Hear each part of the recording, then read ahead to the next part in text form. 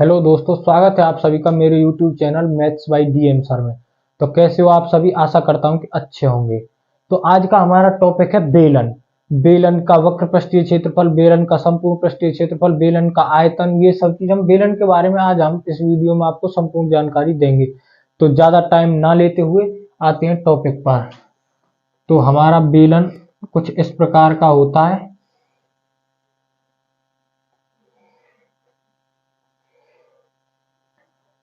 तो माना हमने इसकी जो त्रिज्या है वो आर मान ली। आर त्रिज्या का एक बेलन है जिसकी ऊंचाई एच है। तो यहां माना बेलन की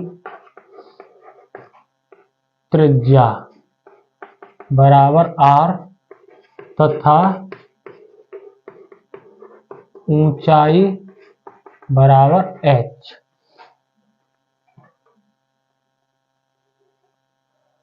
तो ऊंचाई कितनी है? एच। अब हमें देखना है यहां पर, पहले तो हम बेलन के आधार का क्षेत्रफल लिख देते हैं।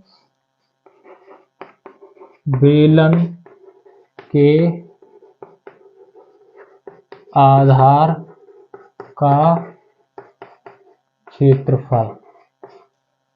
बेलन के आधार का क्षेत्रफल क्या होता है? बेलन के आधार में क्या होता है? एक वृत्त होता है। बेलन के आधार में क्या होता है? वृत्त होता है। बेलन कुछ इस प्रकार का होता है और यहाँ पर एक वृत्त होता है। बेलन के आधार में क्या होता है? एक वृत्त।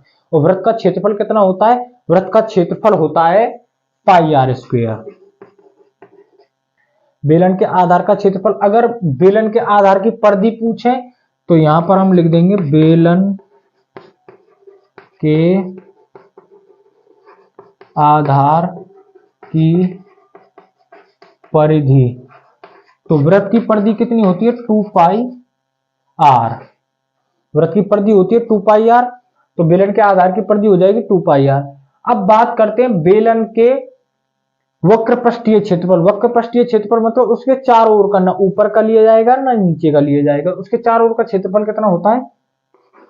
बेलन के वक्र पृष्ठीय, बेलन के वक्र पृष्ठ का क्षेत्रफल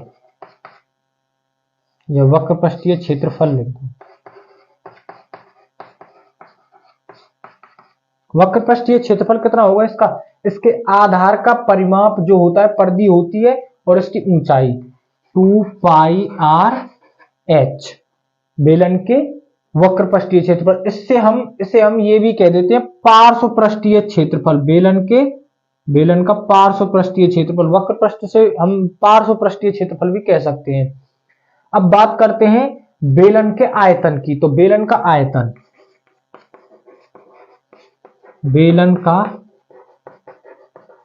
आयतन, बेलन का आयतन होता है बेलन के आधार का क्षेत्रफल गुणा में उसकी ऊंचाई।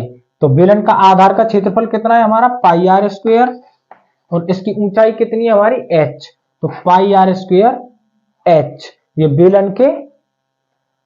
बेलन का जो है आयतन हो चुका है आपका। अब बेलन के इसमें लगभग सारे सूत्र आ चुके हैं। बेलन के आधार का क्षेत्रफल, अगर बेलन के ऊपरी पृष्ठ का क्षेत्रफल ज्ञात करें तो वो भी एक वृत्त ही है, उसका भी पाई आर स्क्वायर ही होगा। बेलन के आधार का हो गया, बेलन की परिधि हो गई, बेलन के आधार की परिधि, बेलन का वक्र पृष्ठीय क्षेत्रफल 2 पाई आर एच। बेलन का अब संपूर्ण पृष्ठीय क्षेत्रफल रह गया है बस। तो संपूर्ण पृष्ठीय क्षेत्रफल क्या है? बेलन का संपूर्ण पृष्ठीय क्षेत्रफल।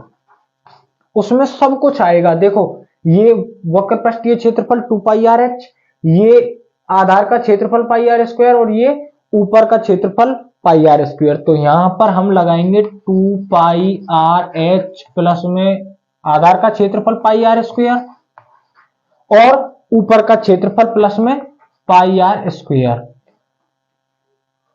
तो अब इसमें हम करेंगे, यहां पर हम 2 पाई, एक मिनट थोड़ा रफ कर देते हैं, थोड़ा ऊपर लिख देते हैं। तो ये है हमारा 2 पाई आर एच प्लस में पाई आर स्क्वायर प्लस में पाई आर स्क्वायर। ये 2 पाई आर एच इसके वक्र पृष्ठीय क्षेत्रफल है, पार्श्व पृष्ठीय क्षेत्रफल, और ये पाई आर स्क्वायर नीचे वाला और ये पाई आर स्क्वायर ऊपर वाला, ये संपूर्ण पृष्ठीय हो चुका है। तो 2 पाई आर एच प्लस में ये pi r square 2 pi r square हो गया। तो कितना हो गया, यहां भी 2 पाई आर और यहां भी 2 पाई आर है, तो 2 पाई आर इसमें से कॉमन ले लिए, यहां पर बचा एच और यहां पर प्लस में क्या बचा, एक आर। तो ये बेलन का संपूर्ण पृष्ठीय क्षेत्रफल आपका हो चुका है।